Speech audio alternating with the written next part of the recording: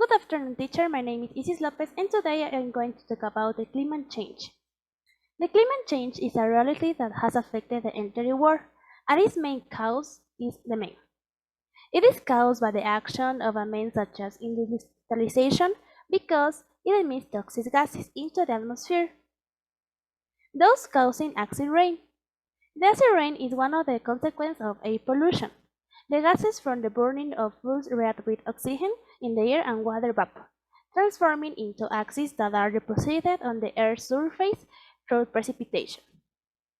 This acidation of the soil and surface water has devastating effects on ecosystems and poses a serious danger to living beings. However, the main cause of climate change is global warming. One of the most significant impacts of climate change on plants and animals is that it destroys habits.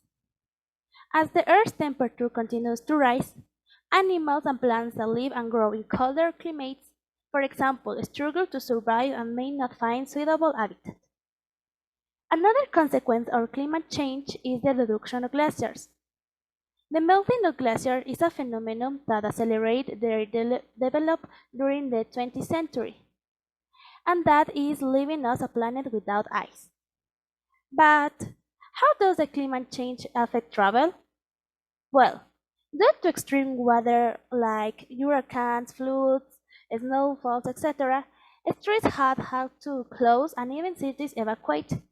For example, in 217, the Hurricane Maria hit the United States, and the Caribbean islands are causing the destruction of houses due to the wind hurricane storms, accompanied by rain, lightning, and thunder. This caused the suspension of transport in the entire affected area. Climate change is a reality that is becoming more noticeable on the planet every day, and is a global concern because its consequences are extreme and very strong. Without a doubt, we must take precautions and measures to help reduce climate change. So now I am going to talk about some tips that you can do to avoid the climate change. For example, use public transport. It means that walking or biking or using public transportation instead of the car will reduce carbon emissions. Additional, save energy.